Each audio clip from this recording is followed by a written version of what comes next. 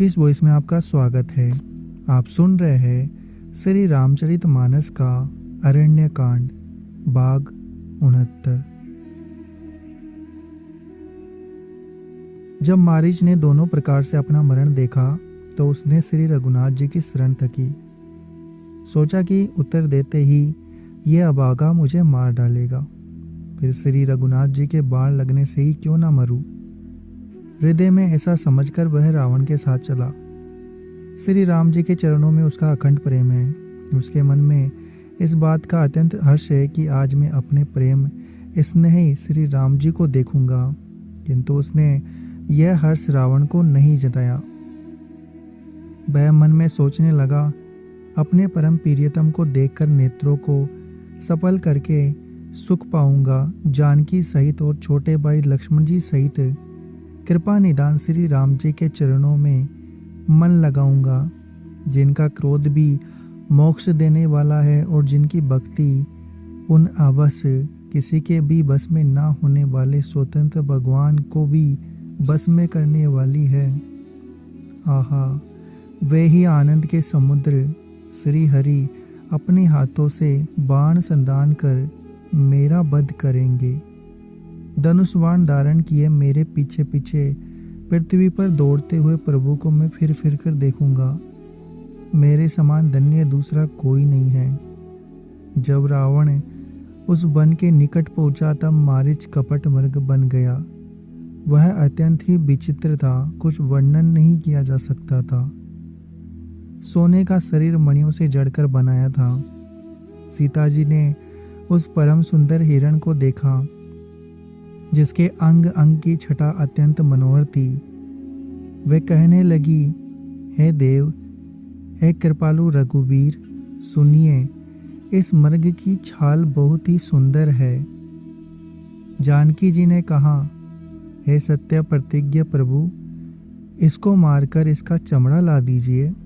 तब श्री रघुनाथ जी मारीच के कपट मृग बनने का सब कारण जानते हुए भी देवताओं का कार्य बनाने के लिए हर्षित होकर उठे।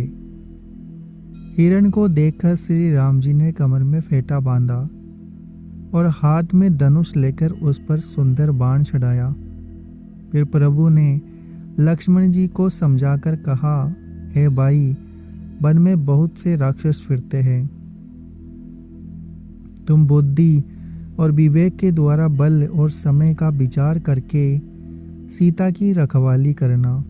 प्रभु को देखकर मृग भाग चला।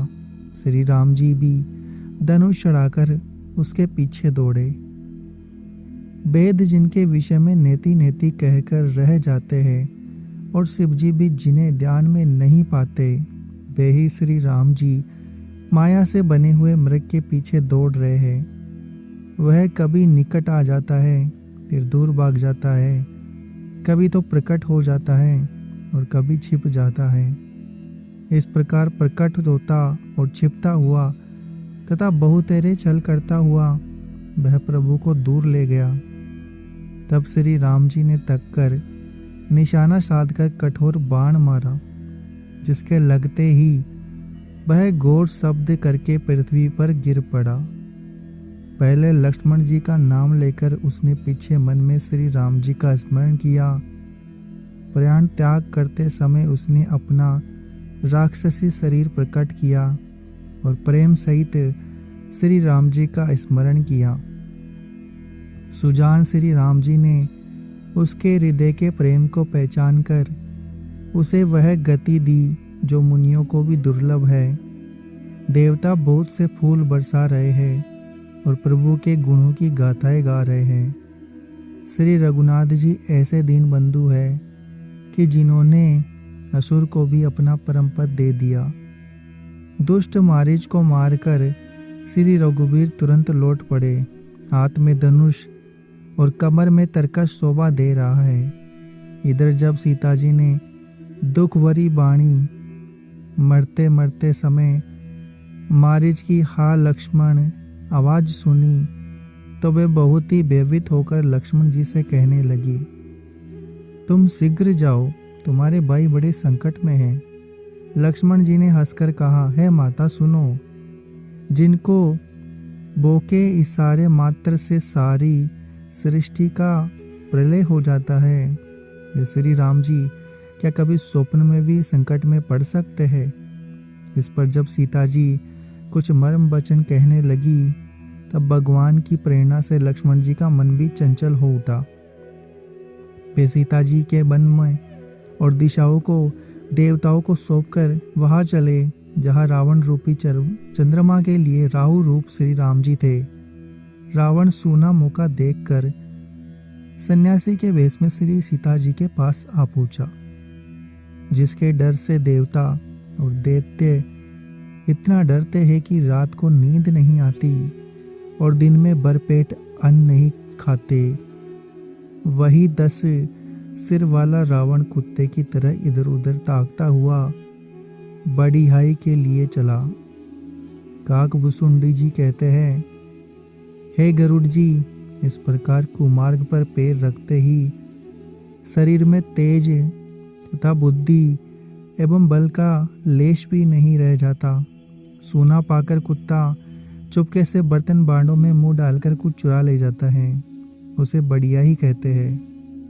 रावण ने अनेकों प्रकार की सुहावनी कथाएं रचकर सीता जी को राजनीति, भय और प्रेम दिखाया। सीता जी ने कहा, हे यति गोसाई सुनो, तुमने तो दुष्ट की तरह वचन कहे।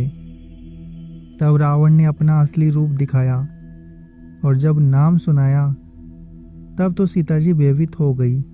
उन्होंने गहरा धीरज धरकर कहा, अरे दुष्ट, खड़ा तो रहे, प्रभु आ गए। जैसे सिंह की स्त्री को तुच्छ खरगोश चाहे, वैसे ही अरे राक्षस राज, तू मेरी चाह करके काल के वश हुआ है। ये वचन सुनते ही रावण को क्रोध आ गया, परंतु मन में उसने सीता जी के चरणों की वंदना करके सुख माना। फिर क्रोध में भरकर रावण ने सीता जी को रथ पर बिठा लिया और वह बड़ी उतावली के साथ आकाश मार्ग से चला, किंतु डर के कारण उससे रथ हाँका नहीं जाता था। सीता जी विलाप कर रही थी, हा जगत के आदित्य वीर रघुनाथ जी, आपने किस अपराध से मुझ पर दया बुला दी। हे दुखों के हरने वाले, हे शरणागत को सुख देने वाले, हे रघुकुल कमल के सूर्य, हे लक्ष्मण, तुम्हारा दोष नहीं है। मैंने क्रोध किया, उसका फल पाया। श्री जानकी जी बहुत प्रकार से विलाप कर रही है। हाय, प्रभु की कृपा तो बहुत है, परंतु वह स्नेही प्रभु बहुत दूर रह गए हैं। प्रभु को मेरी यह विपत्ति कौन सुनावे। यज्ञ के अन्न को गदहा खाना चाहता है। सीता जी का बारी विलाप सुनकर जड़ चेतन सभी जीव दुखी हो गए। गृध्रराज जटायु ने सीता जी की दुख भरी वाणी सुनकर पहचान लिया कि ये रघुकुल तिलक श्री राम जी की पत्नी है। उसने देखा कि नीच राक्षस इनको बुरी तरह लिए जा रहा है, जैसे कपिला गाय मलेच के पाले पड़ गई हो। वह बोला, हे सीते पुत्री, डरो मत, मैं इस राक्षस का नाश करूंगा। यह कहकर वह पक्षी क्रोध में भरकर कैसे दौड़ा, जैसे पर्वत की ओर वज्र छूटता हो। उसने ललकार कर कहा, अरे दुष्ट, खड़ा क्यों नहीं होता, निडर होकर चल दिया। मुझे तूने नहीं जाना। उसको यमराज के सामान आता हुआ देखकर रावण घूमकर मन में अनुमान करने लगा, यह या तो मेनाक पर्वत है या पक्षियों का स्वामी गरुड़। पर वह गरुड़ तो अपने स्वामी विष्णु सहित मेरे बल को जानता है। कुछ पास आने पर रावण ने उसे पहचान लिया और बोला, यह तो बूढ़ा जटायु है, यह मेरे हाथ रूपी तीर्थ में शरीर छोड़ेगा। यह सुनते ही गिद्ध क्रोध में भरकर बड़े बेग से दौड़ा और बोला, रावण, मेरी सिखावन सुन, जानकी जी को छोड़कर कुशल पूर्वक अपने घर चला जा, नहीं तो है बहुत बुझा बाले। ऐसा होगा कि श्री राम जी के क्रोध रूपी अत्यंत भयानक अग्नि में तेरा सारा वंश पतिंगा होकर भस्म हो जाएगा। योद्धा रावण कुछ उत्तर नहीं देता। तब गिद्ध क्रोध करके दौड़ा। उसने रावण के बाल पकड़कर उसे रथ के नीचे उतार लिया।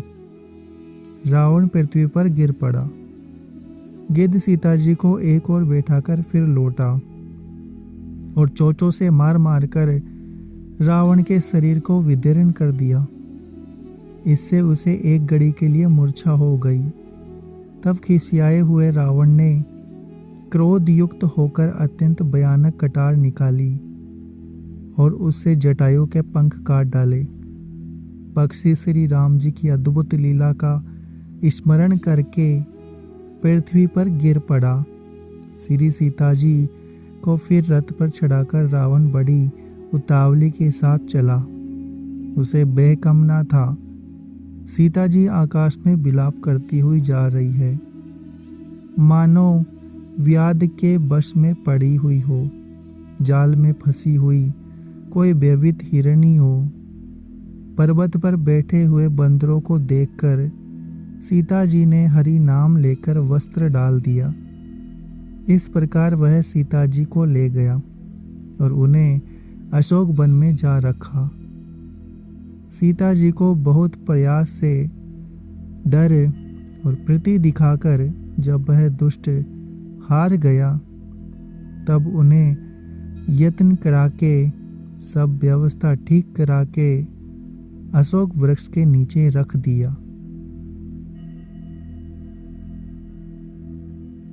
उम्मीद है आपको हमारा यह प्रयास पसंद आ रहा होगा। चैनल को सब्सक्राइब करें, वीडियो को लाइक और शेयर करना ना भूलें।